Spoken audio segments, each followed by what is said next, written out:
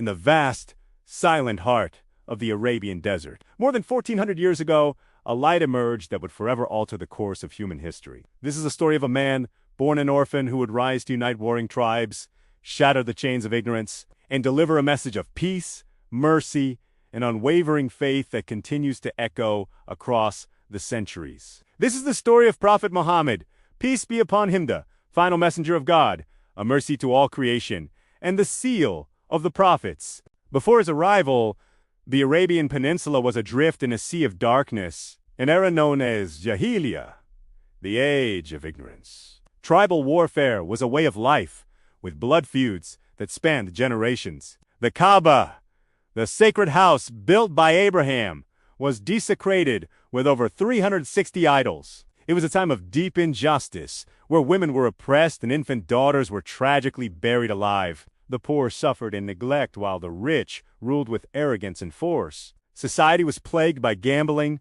drunkenness, and lawlessness. Yet, even in this profound darkness, whispers of a coming light could be heard. The people of the scriptures, the Jews and Christians, spoke of a final prophet who would restore truth and guide humanity back to the path of righteousness. In the year 570 CE, in the blessed city of Mecca, a child was born to Amina bint Wahb and Abdullah ibn. He was named Muhammad, meaning the praised one.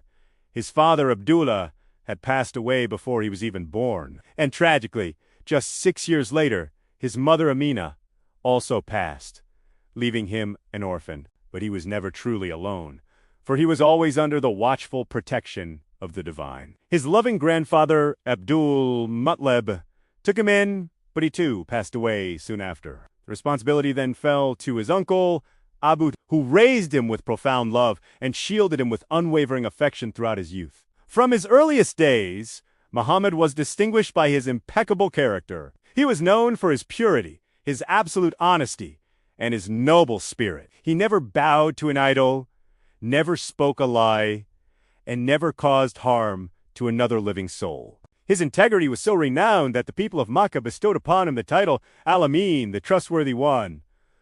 As a young man, he worked as a shepherd, tending flocks in the hills around Mecca, a role that taught him patience, compassion, and responsibility. Later, he entered the world of trade, becoming a merchant who traveled across Arabia, Syria, and Yemen. His honesty in business was legendary. He was a man who never cheated, deceived, or broke a promise. His stellar reputation eventually reached a noble and respected businesswoman of the Quraysh tribe. A widow named Khadija bint. Impressed by what she had heard, she hired him to manage her trade caravan. When he returned, having secured more profit and demonstrated unparalleled integrity, she saw in him a character unlike any other. Moved by his nobility, she sent a proposal of marriage. At the age of 25, Muhammad married Khadija, who was 40. Theirs was a marriage built on a foundation of deep love, shared faith, and profound mutual respect. Khadija was not just his wife. She was his confidant,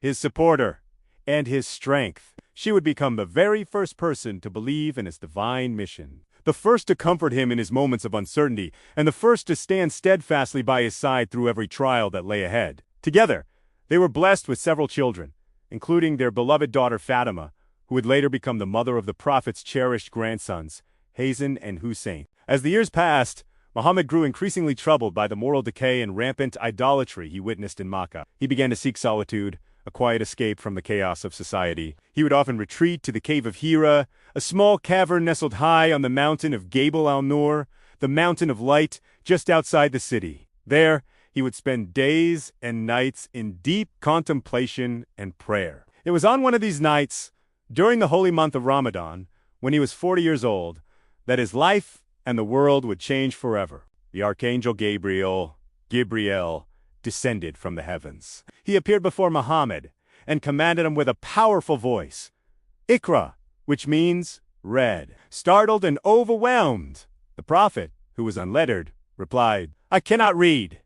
The angel then embraced him tightly, a powerful, divine embrace, and repeated the command, "Read." Again, Muhammad replied, "I cannot read." The angel embraced him a third time, even more forcefully, and then released him, revealing the first verses of the Qur'an. "And read, in the name of your Lord, who created man from a clinging clot." Read, and your Lord is the most generous. This was the moment, the beginning of prophethood, the dawn of a mission that would illuminate the world. Frightened and trembling, the prophet rushed home to his wife, Khadijah. He told her what had happened, exclaiming, "Cover me! Cover me!" She wrapped him in a blanket, comforting him until his fear subsided. When he recounted the experience, she did not doubt him for a second. Instead, she reassured him with words of immense faith. "By God, God will never disgrace you. You keep good relations with your kin, help the poor, serve your guests generously, and bear the calamities that befall the people." She was the first to accept Islam. In these early days, the message was shared in secret with those closest to him. The first to embrace the new faith were his loyal wife, Khadijah, his young cousin, Ali ibn Abi Talib, who lived in his household, his freedman and adopted son, Zayd ibn Haritha, and his dearest friend, Abu Bakr. This small group formed the nucleus of the first Muslim community. Their belief was simple, yet revolutionary. There is only one God. All human beings are equal in his sight, and justice must prevail for all. These principles directly challenged a deeply entrenched tribal system and polytheistic economy of Mecca. As more people began to accept Islam, the message could no longer remain secret. When the prophet began to preach publicly, the leaders of the Quraysh tribe became enraged. They saw this new faith as a direct threat to their power, their wealth, and the idol worship that formed the basis of their authority. Their opposition was swift and brutal. They began a campaign of persecution against the early Muslims. Believers were insulted, mocked, and subjected to horrific torture. Men and women were dragged through the scorching streets of Mecca. Some, like the family of Yasser, were tortured mercilessly. Sumayya, Yasser's wife, refused to renounce her faith and was martyred, becoming the first martyr in Islam. The prophet himself was not spared. He was publicly humiliated, called a sorcerer and a madman, and had filth thrown at him. On one occasion, he was stoned by his own people. Yet, through all this suffering, he never cursed his enemies. Instead, he would raise his hands in prayer and say, "O Allah, guide my people, for they do not know." After more than a decade of relentless hardship and steadfastness, a great trial befell the prophet. In a single year, he lost two of his greatest pillars of support, his beloved wife, the source of his comfort and strength. Khadijah passed away. Just a short time later, his uncle and protector, Abu Talib, who had shielded him from the worst of the Quraysh's harm, also died. This period became known as Am al-Hassan, the Year of Sorrow. With his protection in Mecca gone, the persecution intensified. In search of a new home for his message, the prophet traveled to the nearby city of Taif. He hoped its people would be more receptive.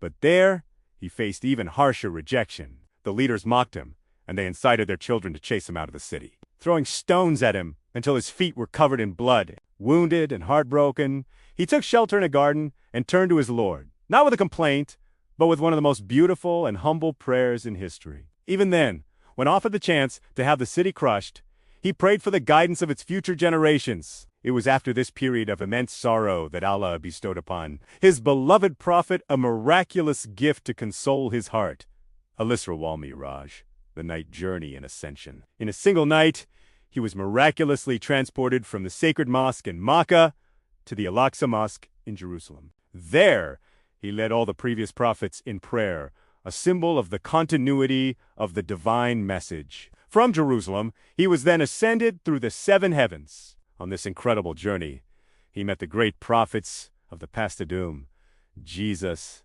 Moses, Abraham, and others. Finally, he was brought into the divine presence, a station no other creation had ever reached. It was here that he was gifted with the commandment of the 5 daily prayers, Salah, a direct connection between every Muslim and their creator. Returning to Mecca, the prophet shared news of his miraculous journey. While the believers' faith grew stronger, the disbelievers' ridicule and the persecution in Mecca had become unbearable, and the lives of the Muslims were in constant danger. It was then that a divine command came.